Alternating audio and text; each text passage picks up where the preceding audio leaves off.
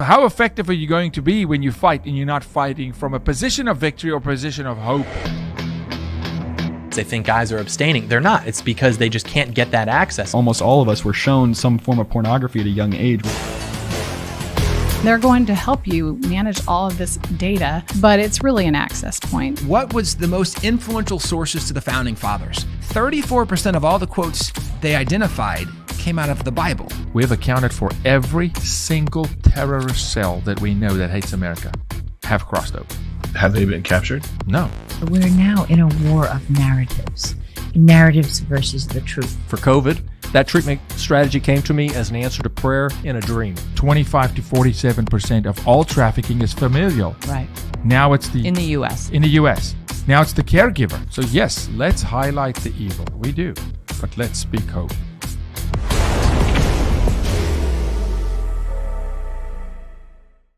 Here we go. We want very cool and very intelligent people on this show because it makes me look better. No, but really, the bottom line is really about conversations that go places where other shows either don't have the time or the news cycle, like your other career. You've got multiple careers. Sara Gonzales, very well known for the news and why it matters on the Blaze, amazing network. Such a blessing to get on there with you frequently. But today, I think we're going to go a little bit deeper. So welcome. Thank you. I'm still unclear why I'm here. You said that you wanted someone cool and intelligent. So and then it's me. And then humble. Right? So it's just the package, right?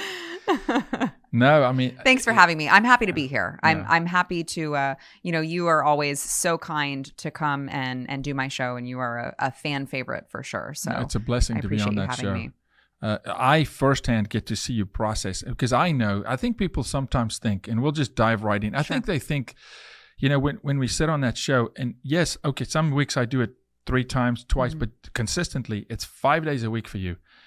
And I think people think you have 24 hours to prepare news stories. Yeah. If they only knew, yeah. Sometimes we're pulling a story 5 seconds before the show starts. And so what I marvel at with you is how quick you are able to pivot because it's a broad range of topics. It's like everything. It's like, hey, let's talk about life in front of the camera in real time and not make a fool of yourself and be intelligent and somehow know a heck of a lot of politics and economics and world economy and world policy.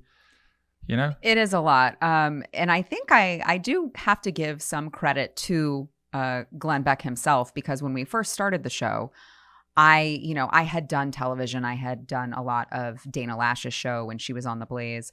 And so I had done it, but I had never obviously held a show on my own. And I thought that there was going to be a prompter, that I was going to have scripted questions. I was going to have producers. I was going to have this big team of people who were always going to constantly be telling me what to say.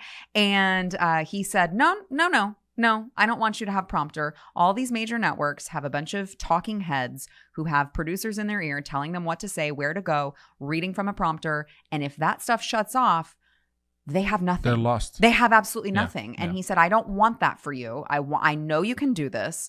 Reach inside yourself, dig deep, and I know you can do this. And at the time, I was like, damn you, Glenn Beck.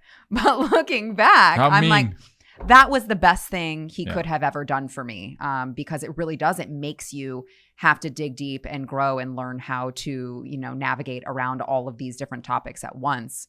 And obviously, constantly staying connected helps, because you're constantly hearing what's going on so that you understand where to go with the conversation. But I worried about it when I first started doing the show, but I'm very, very glad that he made me do that. Yeah, and looking at Glenn's trajectory, I told him this once. This is 2005, right? I help a buddy build a company. It's a limousine company. Glenn ends up renting this car. He launched a book. I end up in the back of this vehicle with Glenn. And I meet him, like for 10 minutes outside Lipscomb University. Wow. And we have this really quick exchange. I met him and Sean in the same afternoon. because Sean also rendered this service. They were both coming to Lipscomb University, and they were going to speak. Lipscomb and Vanderbilt, there was this thing.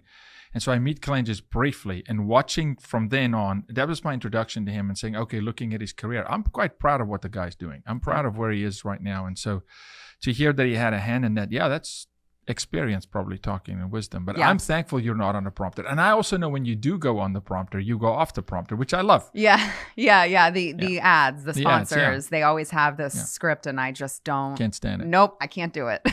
So listen, let's there's a couple common threads that I find, we talked before the show, on people that are successful. And then I have an experience to talk to an Elon Musk, for instance, or his sister, Tosca Musk, or I talk to other people who are really excellent at what they do in sport or whatever.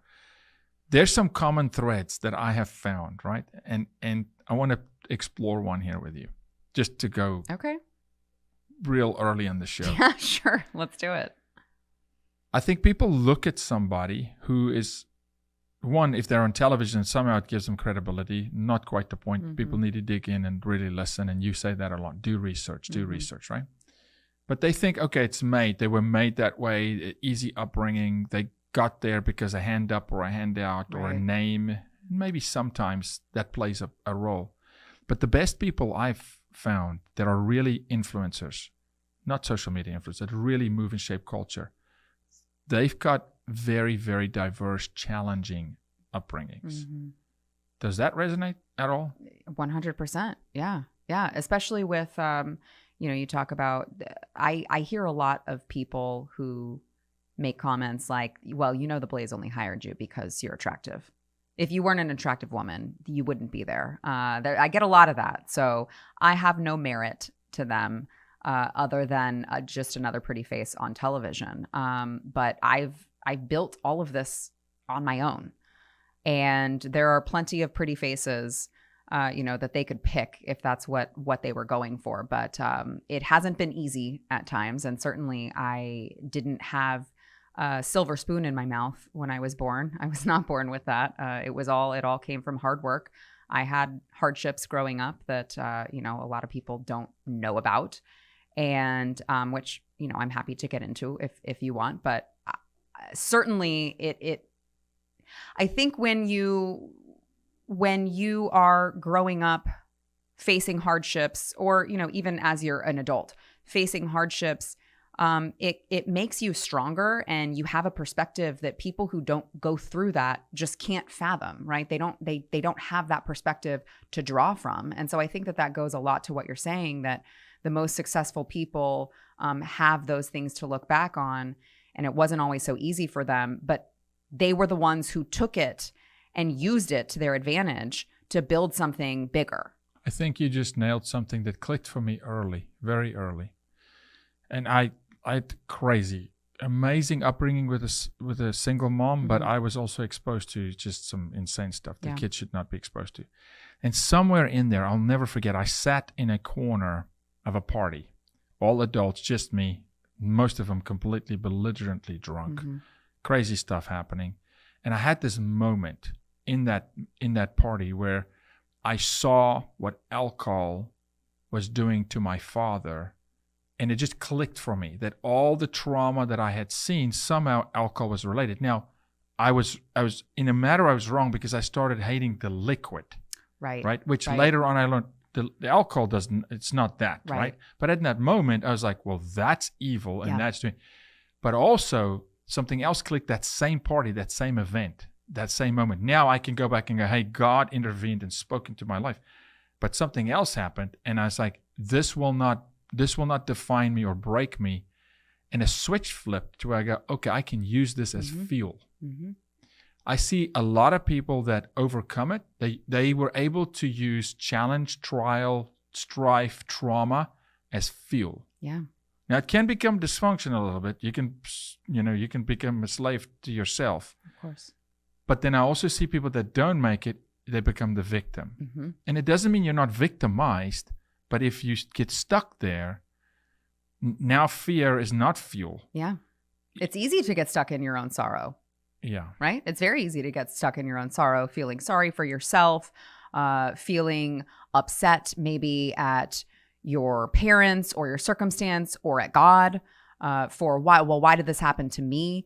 I think it's very easy for people to get stuck there. And it builds. Negativity is very contagious, right? So not only is it contagious in the sense that if you are negative, you're going to bring other people down around you, but it's contagious for yourself too. It's like attracting. Yeah, you're breeding more negativity. So I can see why it would be easy to get stuck into that pattern. In your trajectory, what have you dealt with? And let's just get so was alcohol, parents, and look, whenever I do this, it's not to dishonor a parent. It's just the truth is the truth. It's life, yeah, the history, and we learn from our life it, right? stories. Yeah. No, I agree. So my mom was just absolutely wonderful. Unfortunately, my biological father was not. So same type of things that you're talking about. Alcoholic father. I remember one time when I went to his house because they were divorced. They were divorced since I was, I think, 4. So I grew up with a stepdad who is now my adopted dad, who I call my dad. He walked me down the aisle. So he is very much my dad to me. But my biological father was the one who I grew up with. And so I would go to his house for the summer and I'd find, mirrors with rolled up dollar bills sitting in one of the cabinets, in one of the drawers. I'd be forced to go to all of his parties, like you were talking about, a lot of crazy stuff going on that no kid should have to be around.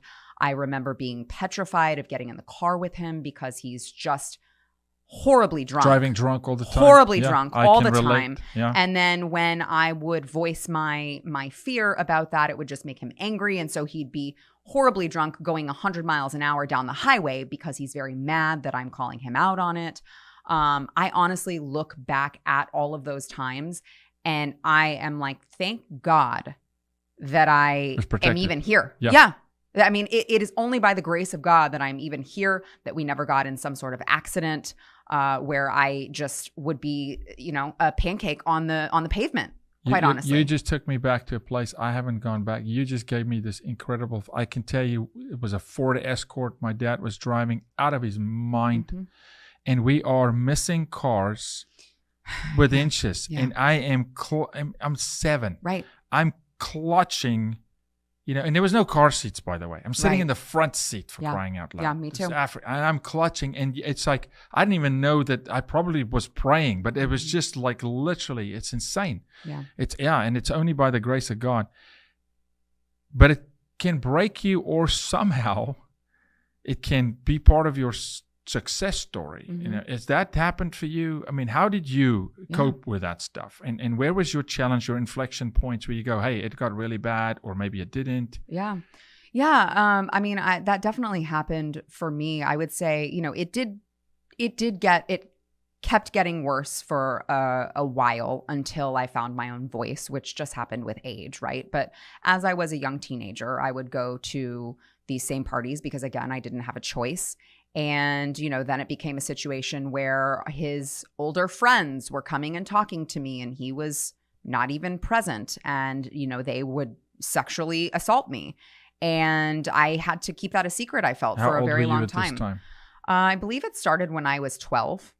So, I didn't feel like I could say anything. Who was I going to say anything to? And so, I kept it a secret for a while.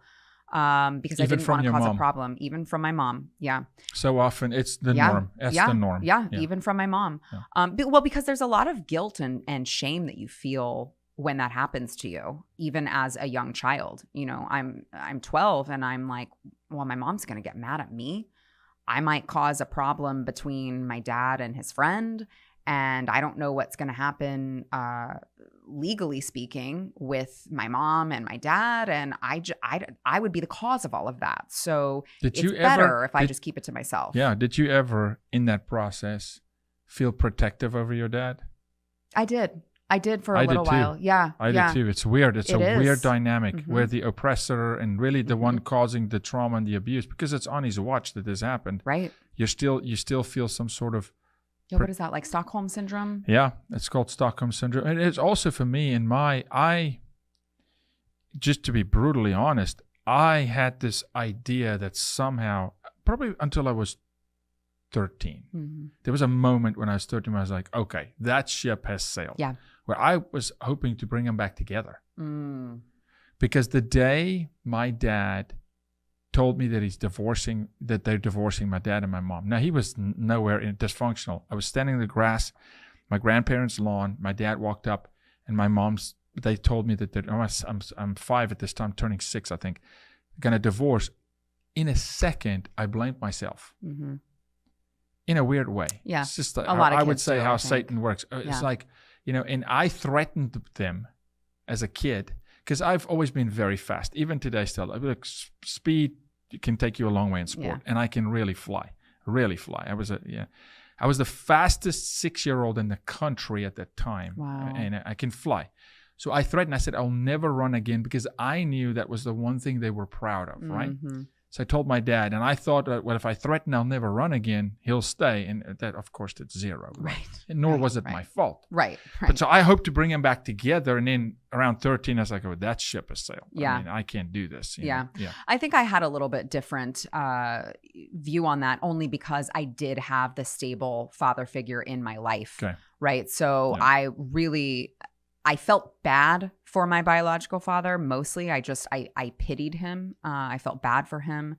And I didn't want them to get back together, but I didn't want him to necessarily get in trouble. Now, there was a point when I became an older teenager that I finally was like, I don't like you. I don't like you. You're not healthy for me to be around. I don't like coming here. And, when you deal with these types of people who are often narcissists, right? You deal with these types of people and there's a moment where you go, you never really loved me because you don't really know how. Yeah. Right? It's not That's the type of love that we feel for our children. That's right. Because they don't have the capability to provide that kind of love. And so once I recognized that and I realized that, it was much easier for me to deal with it in, this may sound cold, but more of a detached sort of way. You're setting healthy boundaries probably too. And expectations, Yeah. right? I'm not going to expect something that you can't give. So huge. Yeah. So huge. Yeah. And you got there. I mean, that's you got there faster than I did. Yeah. Way faster. I was in my 20s. Right. When now the expectation of getting them back together left at 13. Right. But I had other expectations of him, and it wasn't until my But that's 20s. a son and his father, Yeah. which I think is Yeah. a different dynamic. Yeah, for sure. But you got there. Dealing with the sexual trauma, when did you speak of that the first time? Do you remember?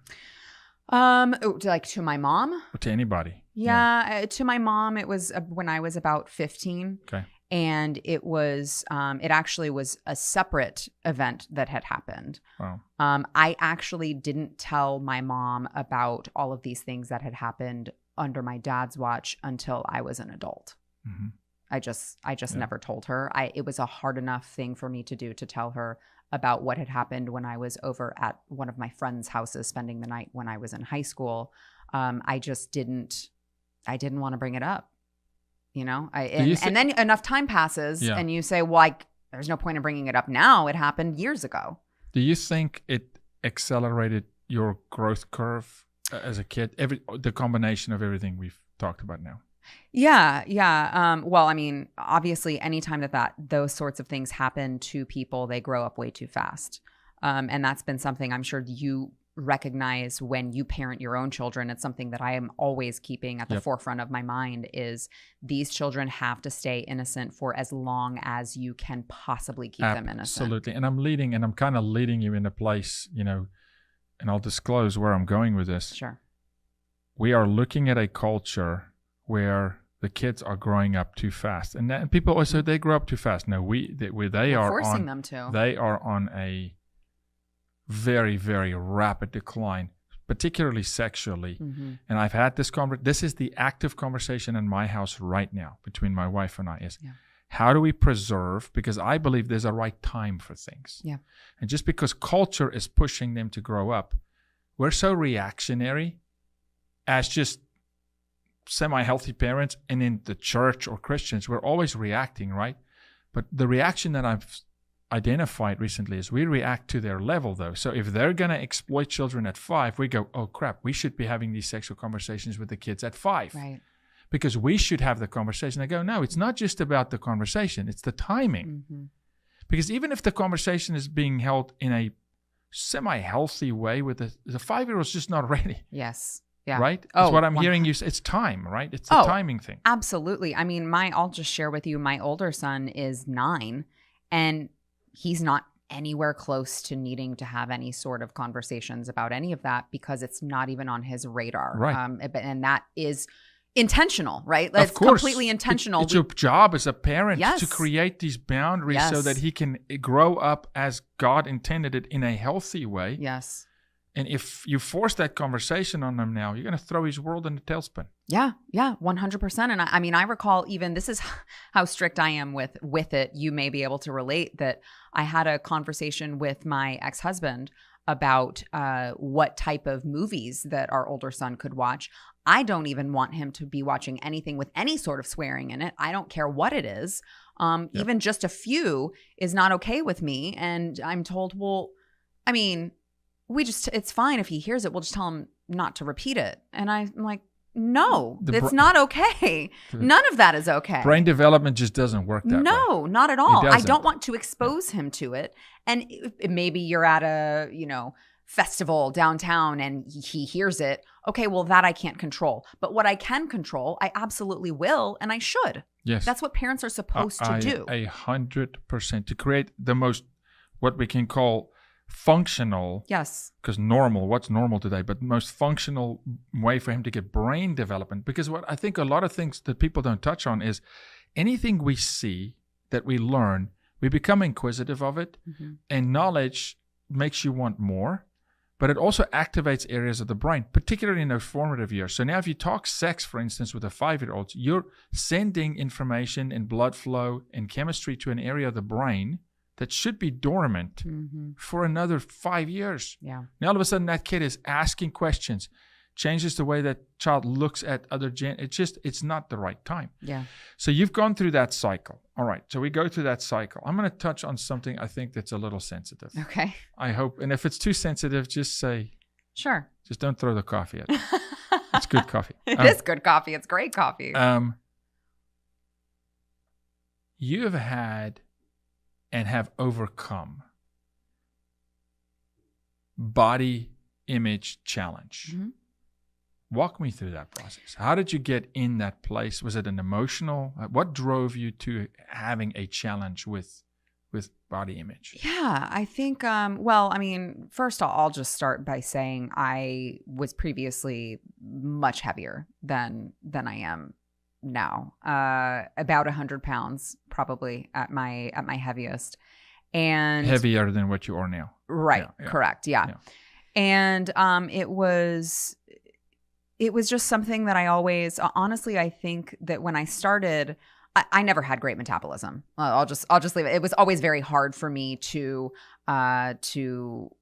be thin, and oftentimes growing up, I was not. I also have a mother who is just as beautiful as can be, but in her earlier years, she could eat as much as she wanted, and she just would burn it all. She was very, very thin.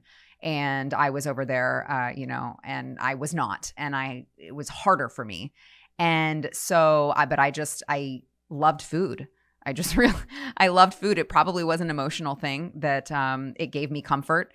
And I would, eat out a lot, eat fast food a lot once I got to be driving. Yeah. Because I was driving myself to and fro. And so I would stop at fast food places, and, I ballooned up to over 200 pounds, and then was like, what am I doing? At the time I was finishing school. I graduated with a degree in criminology, and forensic psychology was my minor. And I thought about going into the FBI. I said, smart, intelligent, right? Well, I appreciate that. I did graduate with honors, so I guess there is some truth to that. Look, if you went into the FBI, we would have had at least one, I know. decent FBI. I look at question it, whether there's anybody. Oh, I know. Now I look at it and I'm like, thank God I didn't try to go that route. But at the time, I really wanted to go into that. And I said, what am I doing to myself? I can't go into law enforcement. I couldn't pass a physical fitness test. And so I finally started losing weight. It was a very long process because I tried to do it the right way. It took me 2 years. And then I lost the weight. But then, along with that was a lot of obsession with calories and not going back to that place. I'm not sure that my obsession on calories at that point was healthy. But what I will say is that it did prevent me from gaining the weight back. So I don't know, looking back on it, if that was a net positive or a net negative. Because you want your body to be healthy, right? Well, probably. I think if you're not stuck there, right? And I see you often. I don't see you obsessed. No, I see you be very responsible. Yeah. With how you eat, and now you've become a foodie. Right. You clean food and Yes. clean eating, and you're sourcing well, and you're feeding your children that way. Yeah. But I think for that season, maybe it was a net positive because it protected you. Right. As long as you don't get stuck there. And I think some people do. And then it swings the other direction. Yeah. Right? Yeah. Into bulimia and eating disorder and having an alter.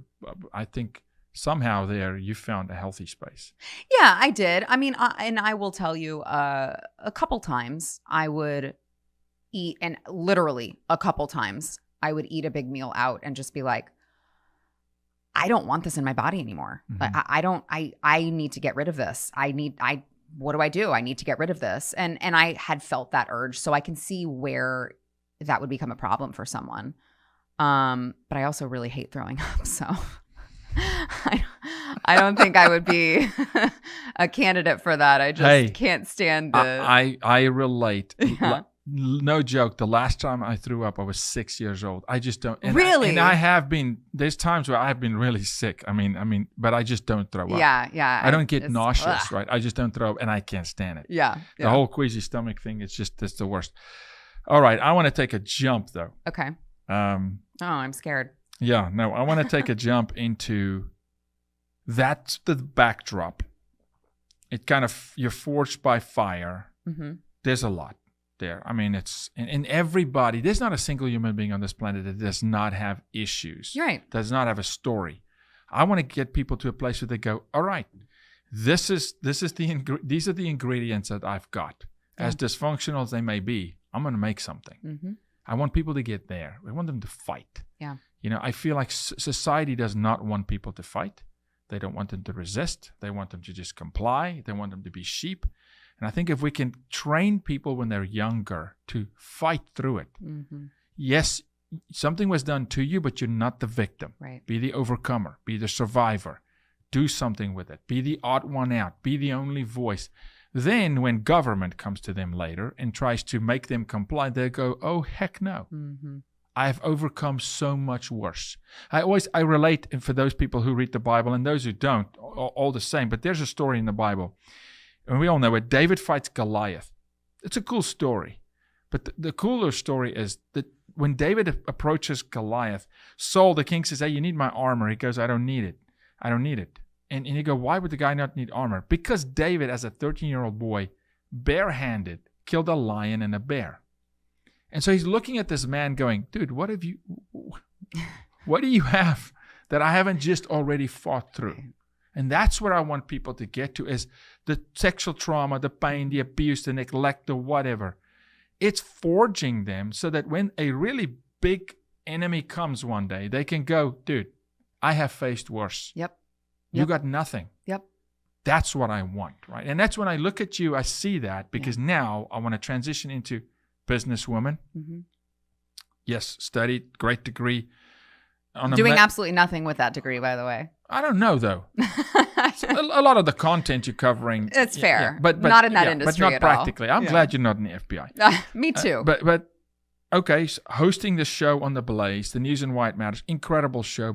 Not just on it. It makes the 5 on Fox look like child's play. We try. The View looks just hideous and stupid when you look at it. It's great, right? I appreciate that. But you're on another company that I want to get into. Yeah. a mom of 2. Mm-hmm. So you can have a career and be a woman. Right. Yes. Right? I'm a mom, a woman, and have a career. That's possible. Oh, And absolutely. and homeschool. And homeschool, which we were Right. doing, at one point. Yeah. I mean, Yeah, absolutely. so I want to touch on Gotta that work for it, world though. a little bit. You got to work for Mhm. it. It's a lot. Mm-hmm. Now, with that being the backdrop, you're in the news cycle. Yeah. Help me out a little bit, Sarah. All of us. The trajectory of the news cycle, how fast news is coming, how little time we have to process news, Yeah. how short the cycle is, and then somewhere in there find truth. Right. Like, what can we, like, you know, how tough is it really for you hosting a news show of what sources do I trust? What do I not trust? What story do I tell? It's very difficult, especially in the age where oftentimes, crazily enough, you find that you're getting a lot more truth from social media than you are from the CNN.coms of the world. I recall many, especially over the summer of 2020 when, cities were burning, I was getting all of my accurate information on that from, the Elijah Schafers of the world, from the Savannah Hernandezes of the world, the people who were actually flying to those places and they were on the ground getting this footage because you couldn't find it anywhere else. And even if they were getting the footage, it wasn't typically oftentimes what they wanted to put out there because it made their side, so to speak, look bad. So they wouldn't want you to see it, right? So, but then it gets into the situation where you also want to be careful because when you're getting something from social media, you don't always have vetted all of these things. So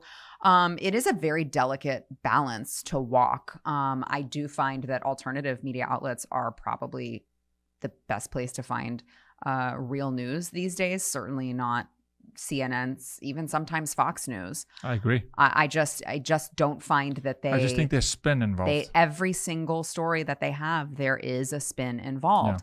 And what I try to do also is everyone's busy. People who are watching my show are very, very busy and they need just a breakdown of what is going to be the most important to them. What is going to be the most important stories to the average everyday American? What is going to affect them the most? What is going to touch their lives the most? That's what they're focused on. That's what they want to know. What's going on in my kids' schools? Yeah. Right? What voices are being silenced for just basically saying basic biology, basic science, basic facts? Who is getting deplatformed? Who is having their livelihood taken from them for saying these things? What is the administration planning in a larger sense with, potentially other countries in a coming together globally? So I think that, we try to look at what is going to be the most important to the average everyday American, which I think you would agree is easier for us because I know, again, a lot of people like to call me an elitist. I'm just like them. Exactly. A mom. I'm a 100% mom who is hustling. That's what I was going to say. Just a mom working her who tail is off. just always doing a million things at once. Yeah.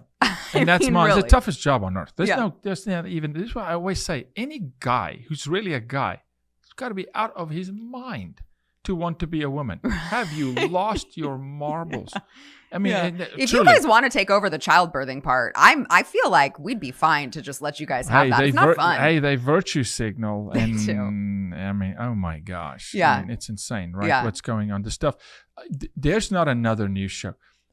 A couple things I'll say. I like the fact that even in the alternative media community, there's some support. I see the Daily Wire support what you and what we do at the Blaze, and I see the Blaze support the Daily Wire. And my brother-in-law is a producer at the Daily Wire. He produces Michael Knowles' show. Actually, just produced a really, really good Ben Davies. He just produced an amazing documentary on Anthony Fauci. So that new Daily Wire documentary, Ben produced it, and it's phenomenal. Well, I just saw a Daily Wire ad, a promo for their new Harry's Razors against Harry's Razors, Jeremy's Razors. That was just absolutely magnificent. No, they're doing really good work. Yeah. But so does the Blaze. And the Blaze, I think, is a little more comprehensive because there's a lot of different voices from different walks of life. I mean, you got Wildman Prather, the cowboy, and he's definitely got his angle and Glenn. But I think like your show, It is that. It's like, how do I get my news quick, get some opinion, get some levity. Right. There's some levity, there's Yeah. some comedy, and it's heavy. There's not another news show. And we're in the business. Our team here at our organization, we're in the business of protecting children. That's what we do. There's not another news source on planet Earth that touches the lives of children more than you. I Nobody. appreciate that. Nobody. How much influence do you have of, I may be asking you to spill beans here, No. that I don't want to get us in trouble, but No. how much influence do you have on because there's a lot of stories of the day. Are you involved in that process? Yeah, I am the senior producer. So I knew that, but I wanted people to hear that. Yeah. So That is I get very pitches. rare. Yeah, I get pitches, but the stories are ultimately my call. And what order we cover them in is my call as well. Like, for instance, I know that there's a lot going on with Russia and Ukraine, and certainly we should be keeping abreast of what's going on there. But, we had a story the other day. I'm sure you've heard about it. What's going on in Austin ISD with the school faculty telling kids to keep confidential what they're talking about in their classrooms, things like that. I'm like, this matters more than Ukraine, Russia. I'm Yes, sorry. This matters way more. This is affecting people's children. And I think, when you look at Deep Blue San Francisco recalling their school board members, it's not a left and right issue. This is an issue that everyone should agree on. This is the most important issue right now facing our entire nation, potentially the world, is what we are doing to our children. And so I think that there are a lot of news networks that don't put the focus and the importance on that they should. So we try to fill that because they don't gap. do this. They don't get to the real bottom line of what's really at the heart of the American family. Right. And look, if anybody wants to argue this with me, and even in the years when we helped at the White House, I even said to that administration, guys, hear me today. You got to speak to the mom. Yeah. If you speak to the mom, you'll get the vote. There's Youngkin. There's the proof. Yes. 2 issues. Both of them on children. What are you teaching them in the classroom, and how are you going to defend and protect them? Moms, I don't care if they're Democrats, conservatives, libertarians at the moment. Shout out to July, our buddy. The moms care about their babies. Of course, Russia and Ukraine's important. Yes, children are being sex trafficked there. But I'll argue this. If we go on the path we're on, that is our future. Yeah. We will look like a people that have no power to protect our own children, where a dictator can dictate how you go. And you arrive there not just by a snap, you arrive there by giving up territory. And if we don't, have our Alamo for our children, the final stand, the last bastion, this is a moment, man. And so there's not another news. There's nobody. Tucker, every once in a while, he'll touch on this, but it's so superficial. I mean, it's like a 5-minute segment. You touch on children's issues. Nobody covered Epstein better than you, Maxwell better than you. Nobody's covering what's happening with this SCOTUS, this nomination. We're dealing with that nonsense now, child porn. Well, our trajectory as a country depends on our children. And I don't think that people really put as much importance on that as they should. If we're just raising an entire generation of kids who don't understand basic biology, of kids who are brought up to be confused about who they are, of kids who, don't value the nuclear family, how in the world can we expect the country to survive? We can't. Do you have time for friends? Sure. Do you have? Because it's a crazy schedule. Every once in a while. Yeah. Okay, so some of your girlfriends. You know how long we've been trying to get together. I never legitimately. These days, people don't know, but at the Blaze, all the hosts, you serve on other shows too. Yeah. You do a lot of stuff. Yeah. Some of your girlfriends, right, who are moms in the same cycle as you, life cycle, right, Yeah. same age.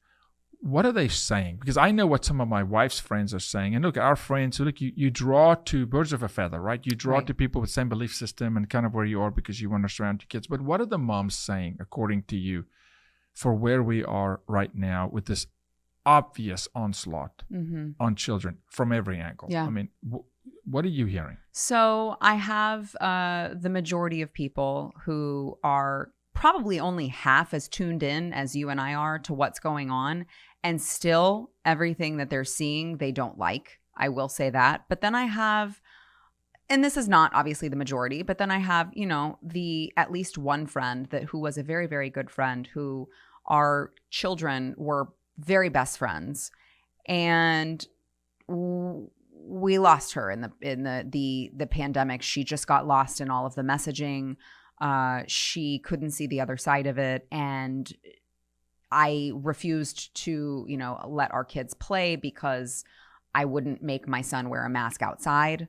And I said, you know what, we're not comfortable with that, but we really, really want to play with you guys. So let us know when you're free. I haven't heard from her. I reached out enough times that I was like, okay, I'm like, God's telling me to back off. The message is clear. Yeah. Right. Yeah. I've done what I needed to do to try to keep this friendship going.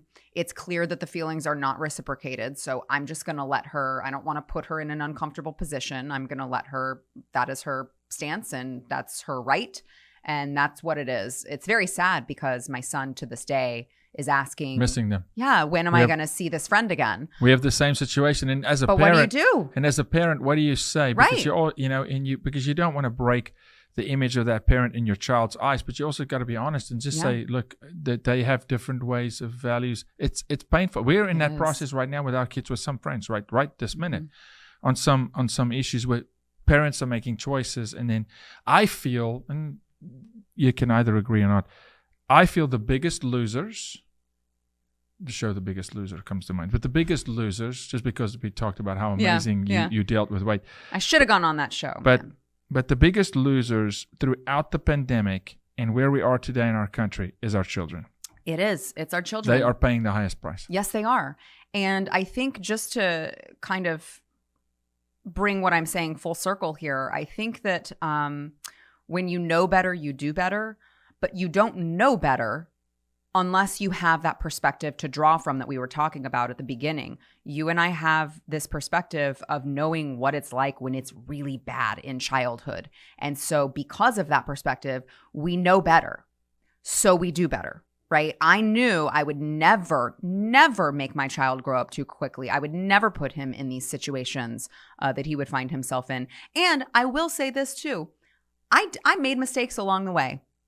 I made giant mistakes along the way. There's no manual for how to be a parent. Yeah. Good gracious. We figure it out over time, and hopefully we have good input. Yeah. But I mean, you know, you think, okay, I'm going to learn from mistakes that happened that I had to deal with that were not necessarily my fault, right? But I'm going to learn from that, and I'm going to do better, and I'm going to make sure that this is the most important thing, because I know how not only it shapes children's minds, but how that affects the entire world. And so I felt like I'm going to do better. I'm going to be better. You make mistakes along the way. I think a lot of people get wrapped up in those mistakes and say, well, I tried and I couldn't do it. Yeah. I tried and I couldn't do it. And then they stop doing it. But again, that goes back to, I'm a failure. Right. Or I can't. And I go, you know, this is the Thomas Edison, Einstein model. Right. No, I didn't fail. Yeah. I just tried 1,000 times, and you know, it didn't have the result I wanted until I got it right. And so I think we need to get to a place. It's kind of juxtaposed. We want good input, but I feel like there's so much coming at people. They're listening to so many voices that they almost don't form their own identity, particularly in marriage. Like, for instance, you and Stephen, your husband, right? If you can share. Sure, yeah, of course. Just conflict resolution. I think society is absolutely horrible at the moment at civil discourse, agree to disagree, how to still find value in a human being when there's certain things in their life you don't agree with, right? I mean, I it's a lost art. Yeah. At the moment. It's like either we are 100% aligned or blow the world up. Right. You know, it's like crazy. What does conflict resolution look like in your house? Well, I'd like to start this by saying I'm just always right. So there's not a lot of I know Steven's going to see this and he's going to go, I knew that was coming. And probably every guy is going, she's a woman. Okay. Right. No doubt. Sounds just like my wife. You're not a poser. You are in fact a woman. But no, it takes work. It's a lot of, we talk about the perspective. He has it as well. We both have been married previously, and we both have that perspective to draw from.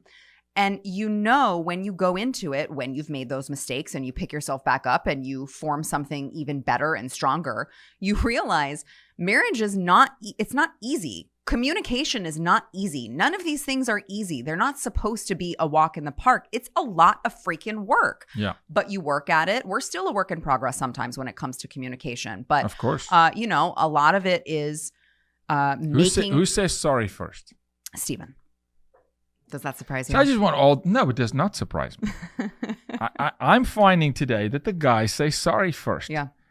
I do too. But that doesn't mean, what I've learned too is it's so important for people to know themselves. Yeah. To know their own personality, to know, how do I charge? What do I need? When am I at my, like, if I don't eat every 2 hours, this is a fail safe. If I don't eat every 2 hours, right? Yeah. You get hangry? A fight's going to happen somewhere, right? So if I then get in an argument with my wife, it's on me. Right. I know myself, right? So, okay, so Stephen says sorry first. Mm-hmm. How do you process with that? Do you process, you need time by yourself to process? Do you stay mad for days? No, I don't. I'm actually, I forgive very easily. I think our biggest problem, and I say this very loosely because, you know, we're solid, right? Steve's but amazing. Everyone He's an amazing guy. has completely things that they have opposite. to work on, right? And I find when marriages really work, it's polar opposites. Yeah, Philippa is the absolute polar opposite of me. Yeah. But it's balanced. That's why it works. So he will do this thing where he gets defensive initially when I'm pointing out something that he's done. He gets defensive initially, and really it just makes it worse on my end because I'm like, why are you raising your voice at me? I brought up a legitimate complaint. Now I'm really mad, you know? So we're working on that part of it, that balance. But once he circles back around and realizes, oh, she's right, I shouldn't have done that, he does apologize. Okay. And, you know, if it's an apology that's not a flippant one, obviously if he's like, sorry, whatever, probably not going to forgive as quickly. But that's not Stephen. Stephen's a very genuine. Sounds like Philip is talking to me. She's like, saying it and meaning it's two different things, and I want to see the action. Yes. Dang it. Yes. Okay. What happens when he comes to you with a concern or a complaint? Flip the script. Sure. How do you handle it? I am Latina, so I do have a little bit of a spice flair of but I usually I'm pretty good about it. I really am. As long as it's it's usually a legitimate complaint. He's a reasonable person. I find him to be a reasonable person. I also know how hard he works for our family. So works his tail off. I always make sure to keep that in my mind as we're having the conversation. This is, I love this man. I respect this man. Yeah. I chose this man to be my husband. Every once in a while, I will probably be over dramatic. I'm sure you'll be shocked to hear. But most of the time, I am pretty flexible. I love the Caribbean and the Latina fire, and it's amazing cultures. But what I'm hearing you say is so important. I'll go there. Stephen, this is me going to bat for you. So why don't you write in to me a little bit? Shoot me a text on. Your next guest needs to be Stephen. On the times when you're approached with something ridiculous. Mm-hmm. But what I'm hearing you say is this, though. It's a work in progress for all the marriages, is in the moment, in the heat of a conflict or a battle, to remember who we're talking to. Yeah. And remember the qualities of the person that we do admire and we do appreciate and we do respect. Because I think if we do, we will not get lost. Mm-hmm. And then it spirals, you know. And then we say things we don't mean, and then it's so much more backtracking. I think if in the moment we keep in the forefront, this is the father of my child. Mm-hmm.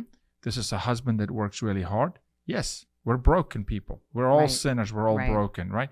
But I think if we can do that, and that's what I meant when I said civil discourse, agree to disagree, is a lost art in society.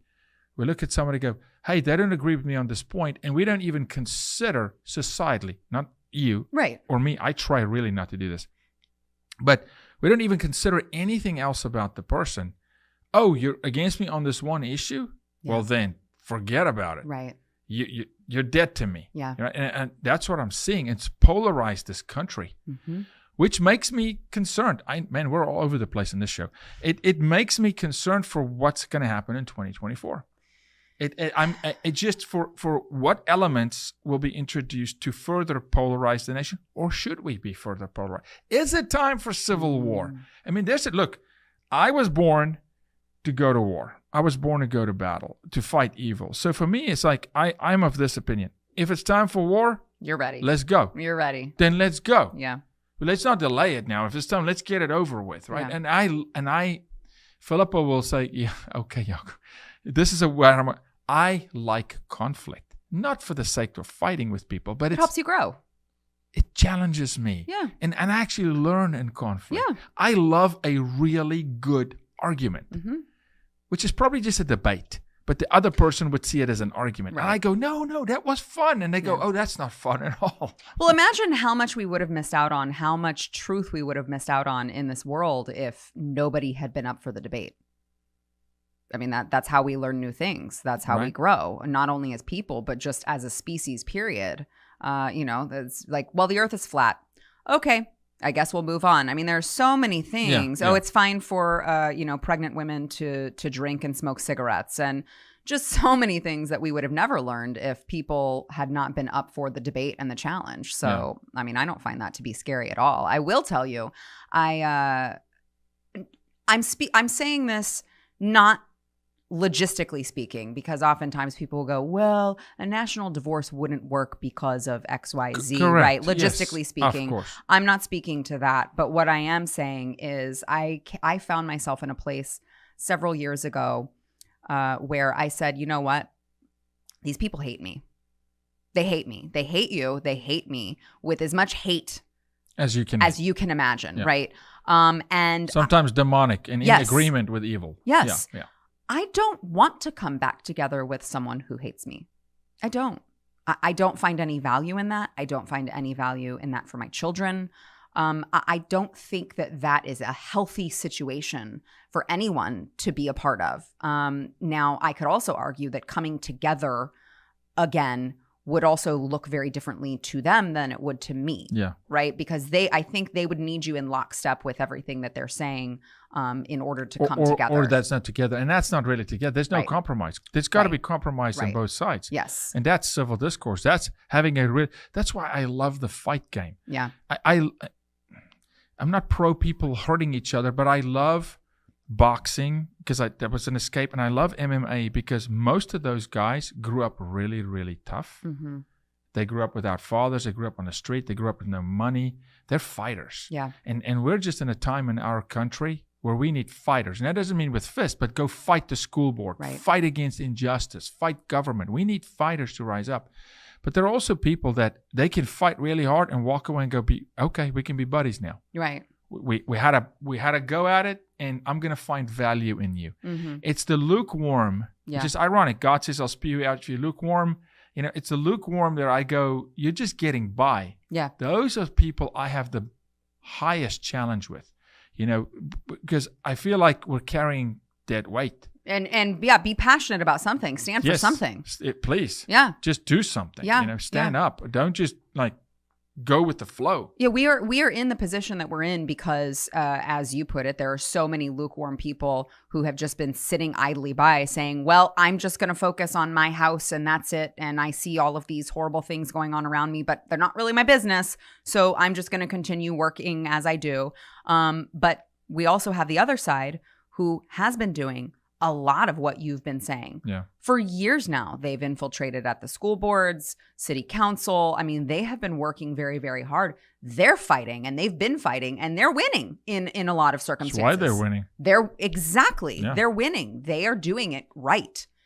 It's about damn time that we get off of our butts and fight 100%. Golden rule in all sport: keep your eye on the ball. Mm-hmm. They've had their eye on the ball. Yes, they the know whole where time. it's going. I mean, and they direct it. I don't respect them, but you have to respect their dedication to effort. it. Oh, absolutely. Oh, they have out-efforted. Yes. The radical left has out-efforted even just the central right.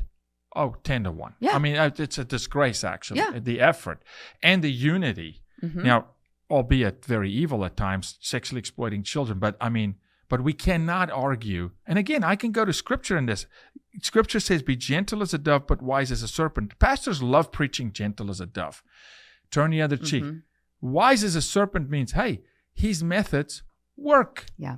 The left have strategy that when they implement it, they gain territory. Yes. We can't, arguing that is insanity. So I'm not crediting, I'm just calling a spade a spade. And continuing to They're say, successful. Yes. And continuing to say, well, we have to rise above. We have to be better.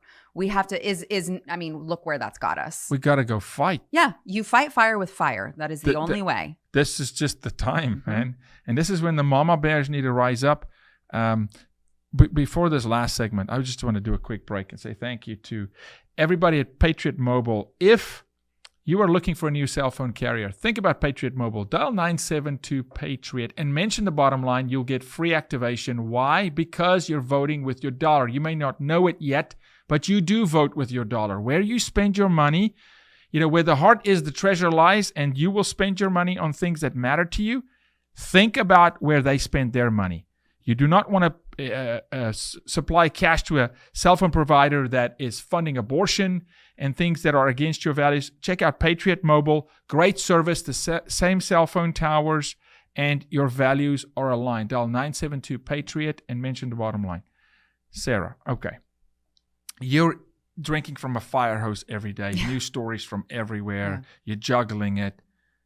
And then you had this crazy radical idea to go, I think I got a little room left on my plate, which I argue very busy people have a lot of time to do a lot of stuff. You just figure it out. Right. You process faster. What in the world were you thinking? Launching in a very competitive space, but doing something really cool. A makeup brand line. Talk to us about that.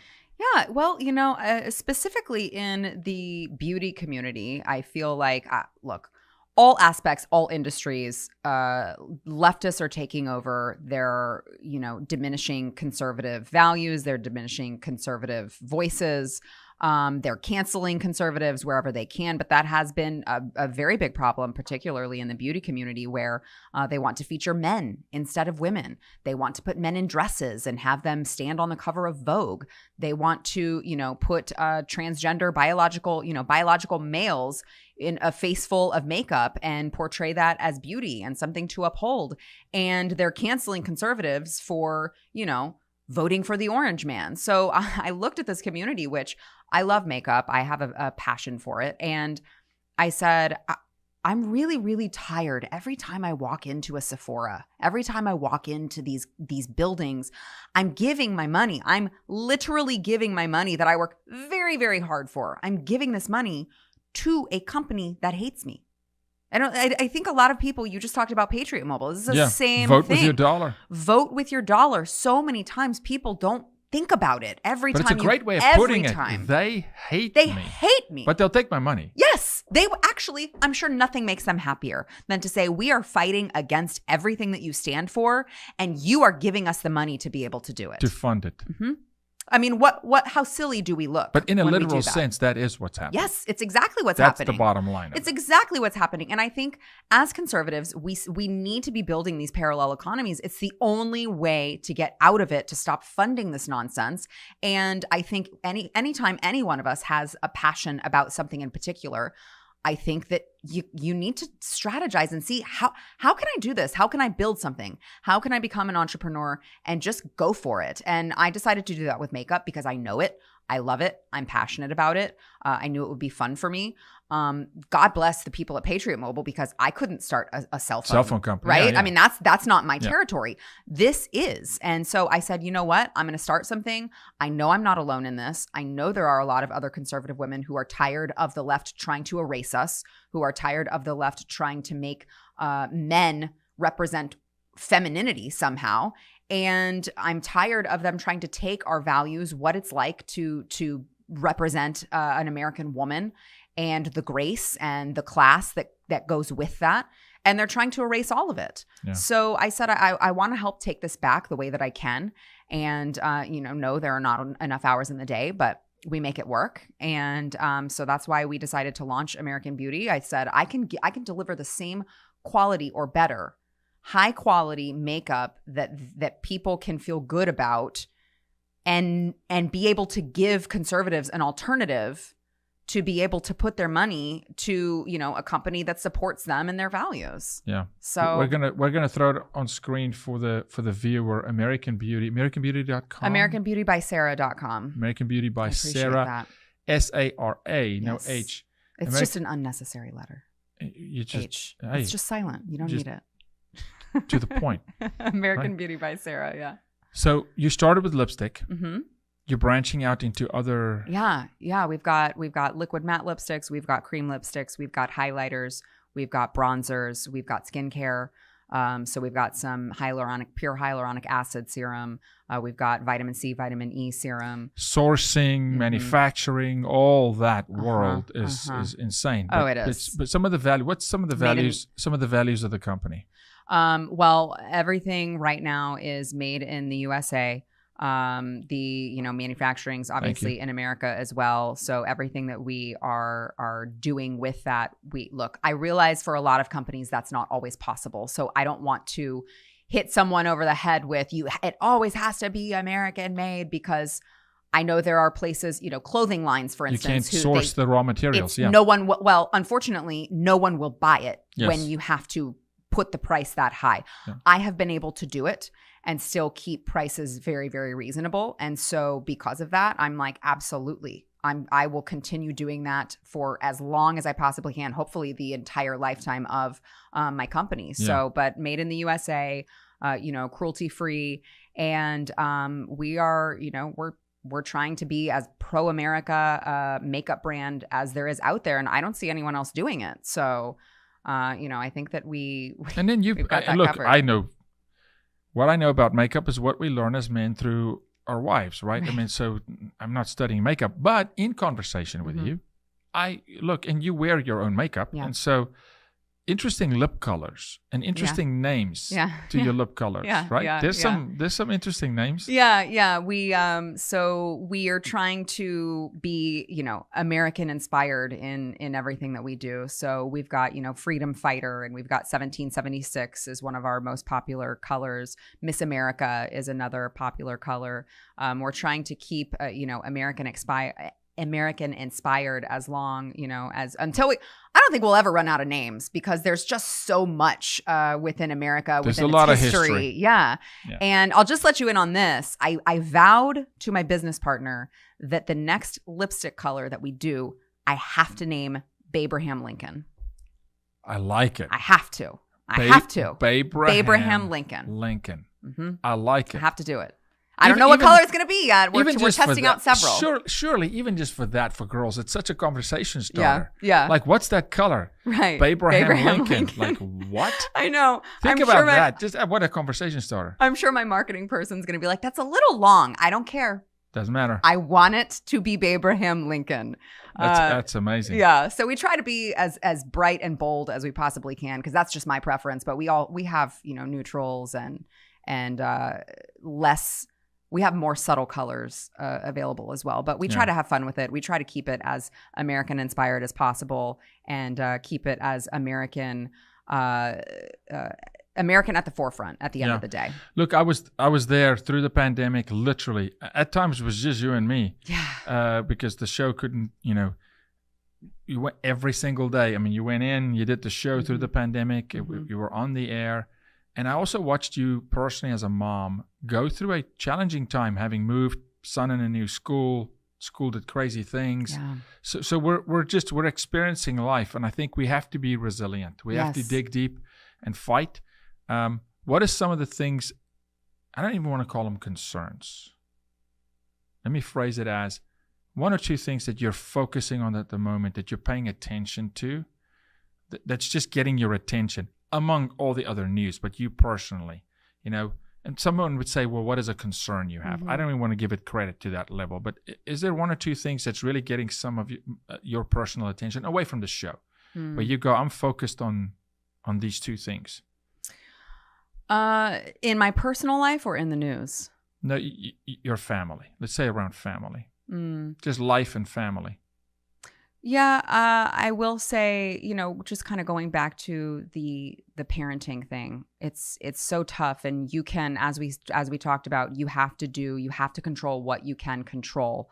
It's very difficult because we live in a society where parents seem to be having children and they don't want to do the work associated with it, right? So you can do all of these things right. You cannot expose your kids to foul language or sexual innuendos or any of those things. And then, you can, even if you're not sending them to public school, if you send them to a private school, or you take them to a co-op, or you let them play with friends at the park, whatever it is, they're constantly hearing things from these friends that you're having to go, "Ooh, I don't. Why do you know that?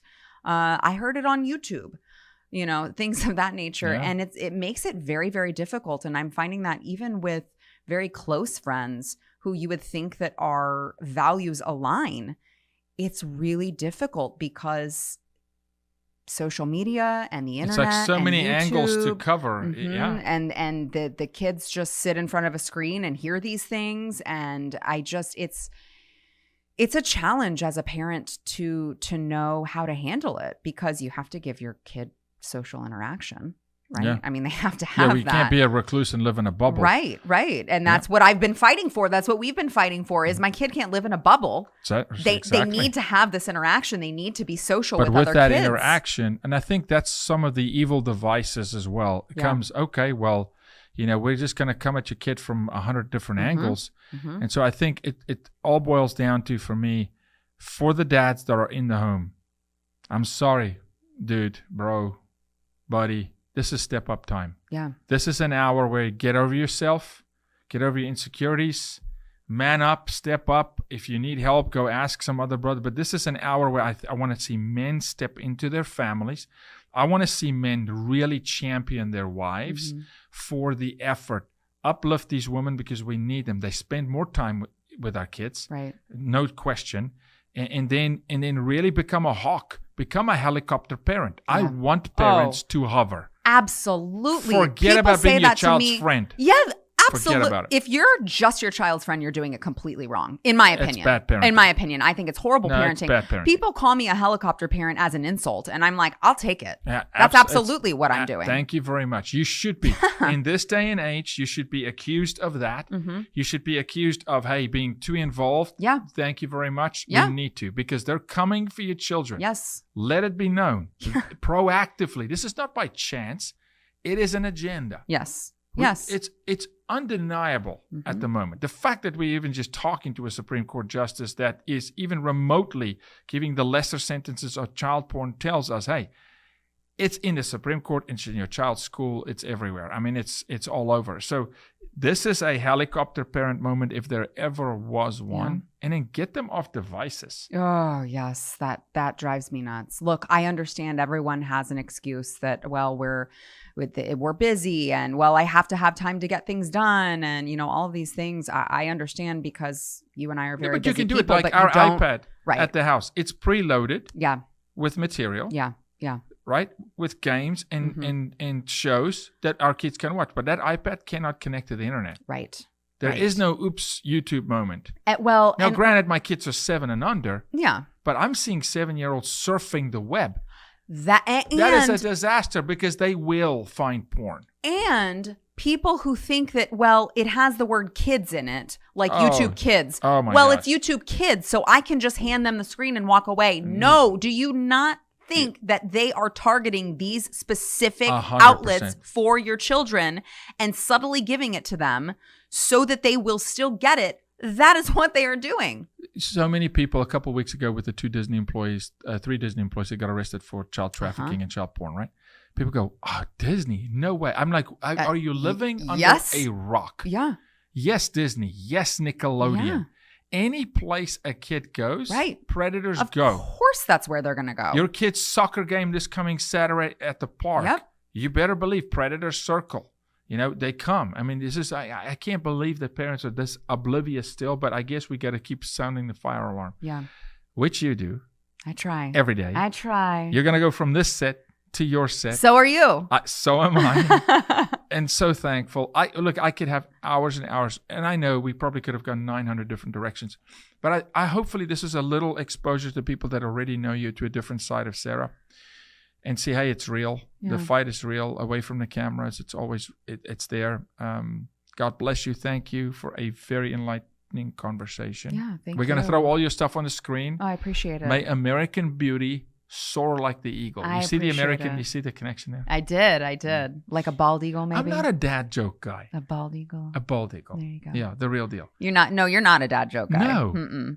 Like I don't even have dad jokes. Yeah, no. I think I'm too serious. I was gonna say you're too serious for dad jokes. I got no dad jokes. I tried one the other day, and my whole family just looked at me. Right? They didn't even go, "Dad, what was that?" It just completely passed them by. It was actually so cool because I made a huge mistake and they didn't even know. Oh, it was that's just like, funny. what? And I just moved on. I'm like, okay. That's really We funny. won't try that. Well, Steven has enough dad jokes for the both of you. He's a dad joke guy. The worst dad jokes. We just roll our eyes in our But house. they gotta be whenever he- bad though. They're really to be bad. good. Well, I guess Yeah, but his personality is that's him. that's him. He's got it for both of us.